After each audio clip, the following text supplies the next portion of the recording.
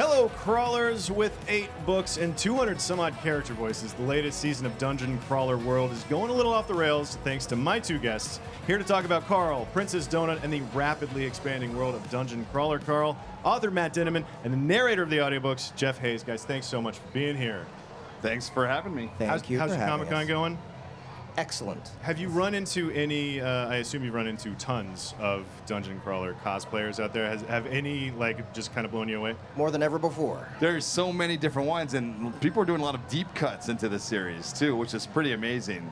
Good. Well, there's enough characters for it. But yeah, there's a lot. First of all, before we get too far into anything, Jeff, I want to say congratulations. Thank you. On behalf of the entire Princess Posse, feel like I can say we're all very excited. Yes, you made it. I'm also very excited. I'm excited for the fans. I'm excited that I'm going to have a part in helping the TV show be just a little bit better. Was Donut one of the voices that you were really lobbying for? That you really wanted that was the one. That was the one that I was like, look, just give me that one. And, do whatever you want with the rest. Yeah.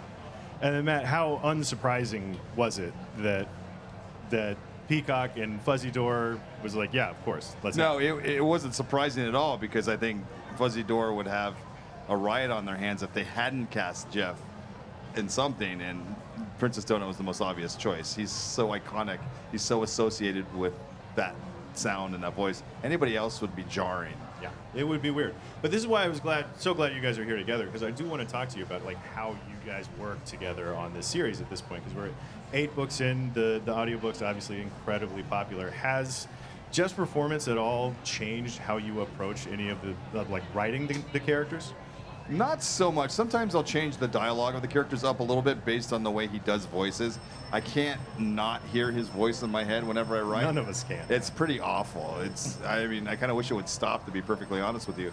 But no, he does such a good job encapsulating the characters that I don't need to change anything in order to match the voice. And how has your approach to some of the characters changed as the cast continues to expand? I guess my biggest question was has your approach to voicing Carl changed at all as new characters come in, or do you find that you kind of adjust the new characters to fit better with Carl? I think it's not so much to do with the other characters that have changed Carl's voice, but just the circumstances.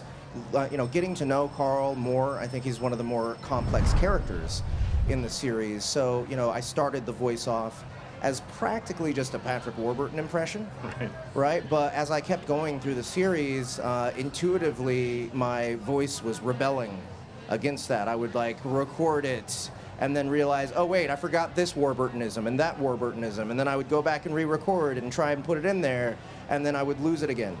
And I think that was just my instincts telling me, no, that's not who Carl is. That's not this guy. That's a cartoon character, and Carl's a more real, down-to-earth, grounded person. So the voice has evolved, I think, because of that. So speaking of more new characters, I want to ask you, Matt, how do you tell the difference between a character that's going to stick around? Because there have been some surprising characters that have played bigger roles as you get farther into the books. So is there a moment where you recognize that, this is somebody that I want to, people like Juicebox or even Ellie, that played such kind of a small but emotional role in that first book, and obviously she comes to be one of the main characters. How do you know when a character is going to be one that sticks around? I usually don't. What happens is I start writing a character, and then I start to like them, and I think that they're interesting or they have something to tell further into the story. Juicebox is a perfect example. I was not anticipating using her as much as I have. I write them, and then they survive the scenes that I'm writing, and then I realize where I need to go with the story will involve someone like them, so I just bring them back in, and it drives him crazy because I don't tell him. And then he has to go back and remember which voice he used. Or sometimes he'll pick a voice that's difficult for him to do. That's my follow-up question for you, is how many times have you this guy's still around? I still got to do this voice? It happens quite often. So I actually have to go back and listen to where they showed up before. Thankfully, I have all those files on my computer, and it's relatively easy to do that. But you don't delete them as you go? No. The work files are all safe. Yeah. But in terms of how this world is expanding, obviously there's the tabletop game that just blew past its fundraising goals. There's, has there been any discussion or have you had any thoughts about creating a video game version? Yeah, I would love to make a video game. The rights were a little tied up for a while, but we've had a lot of interest, and I suspect one day we will get a game, but I don't know how that's going to look. Are there any that have been inspirations? Any games? Yeah. I mean, it's almost besides all of them. all of my inspiration is from games. But I played the original Rogue. My brother had a computer with Rogue on it, and I didn't know what it was at first. And I grew up playing like Zork and the Hitchhiker's Guide to the Galaxy, the text-based games. And then I moved on. I played RuneScape for years, which was a huge influence on Dungeon Crawler Carl. And I've been playing like MMORPGs, JRPGs my whole life. Yeah. I get real into Diablo, and I can't help but play I played Diablo the original and be like, Diablo. you know what? This just map it straight out. Give me the arrow of, what is it, unrelenting gonorrhea or whatever? Enthusiastic double Yes, gonorrhea, yes. That's the one. Like, that could be in Diablo just as easily as the glorious pants of retribution or whatever it is I'm thinking of. But let's keep talking about what's next. Obviously, the TV show's coming out. Is there anything that you're excited to see this show adapt for live action, specifically from book one?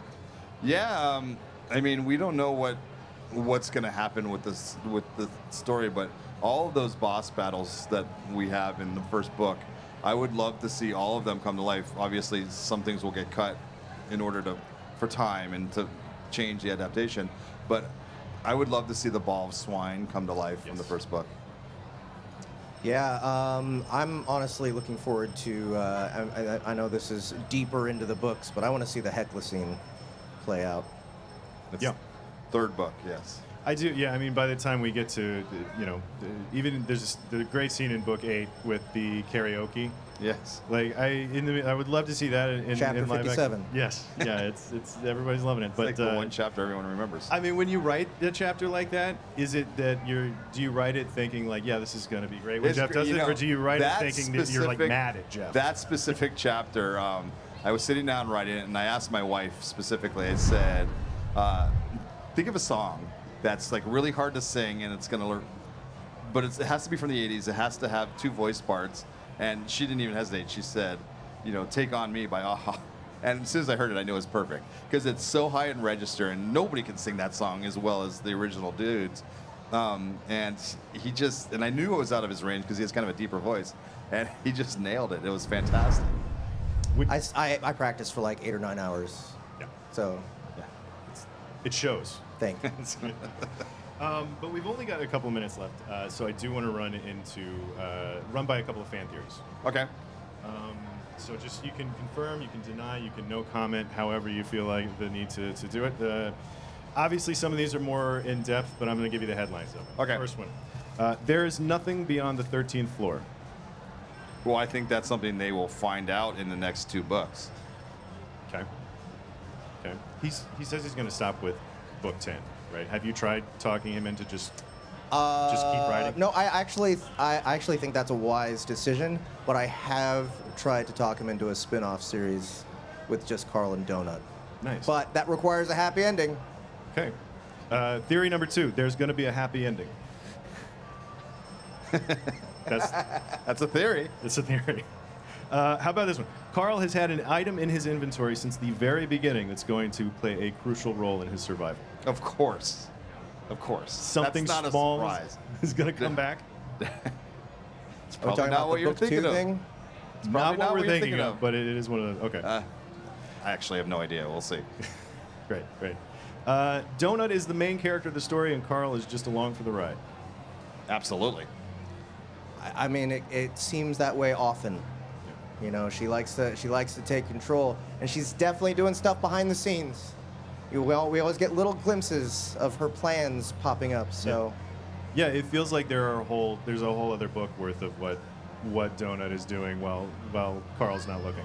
it could very well be that Donut is setting him up while Carl's knocking him down. Oh, I thought you were going to. She's setting Carl up. It's Oh like, yeah, that would no, be a heel turn. She's actually the AI. Yeah. Can we add that to this list? Do it. Are you starting that one right now? I want to start that rumor right now. You never see Donut and the AI in the same room at the same time, do you? It's true. Actually, you have, but we won't talk about that. That's how, true. how about this one? Donut will end up back as just a regular cat after leaving the dungeon. Well, that would suck. I wouldn't guess it? yeah. I guess that's the crux of this one. Is like how would suck. heartbreaking do you want to go with the end of this series? I don't know. I'll see how I'm feeling when I get there. Depends on the day. Yes. Okay. Carl is being tested by the AI to see if he's strong enough to overthrow the system, but wise enough to relinquish his power afterwards. I mean, that's a theory too. Do we like that for Carl? I like that for Carl. I think that Carl might be that kind of guy. I think people are giving the AI a little too much credit in this one, but we'll see. Okay. Giving the AI too much credit. I'm making mental notes. Hold on. The whole series is an entry in the Dungeon Anarchist cookbook that a future crawler is reading. Well, that would suck. You know. It's kind of a Saint Elsewhere ending. Yeah. It's all in a snow globe. RAFO. Read and find out. Yeah. Read and find out. Okay, this is the theory that I think you can confirm or deny. You're just using this series to artificially inflate the price of novelty boxers. I bought, an artificial, a boxer, heart boxer factory, in 2019, and I needed a way to advertise it. So, Yeah, you were really taking a bath on those novelty boxers. But yes. He let me in on half. So. Oh, good, Yeah. good. Well, listen, I can't wait for 2 more books to see how it ends, see how many, to see if we just ruined the ending accidentally in front of Comic-Con. But in the meantime, if we don't mind, if I can get the system AI to give us a little outro, just whatever you feel like saying, just right here to camera. Let's see. Let me see if I can get an angle on here that I can see it. Okay. New achievement. You've just completed an interview with Matt Dinniman and Jeff Yes. I bet you're really proud of yourself for not f***ing it up completely. Sort of. Journalists everywhere rejoice. Reward? You get to stick around to watch more IGN from San Diego Comic-Con. It's great. I probably deserve that. Thanks so much, guys. Thank you. Thank you.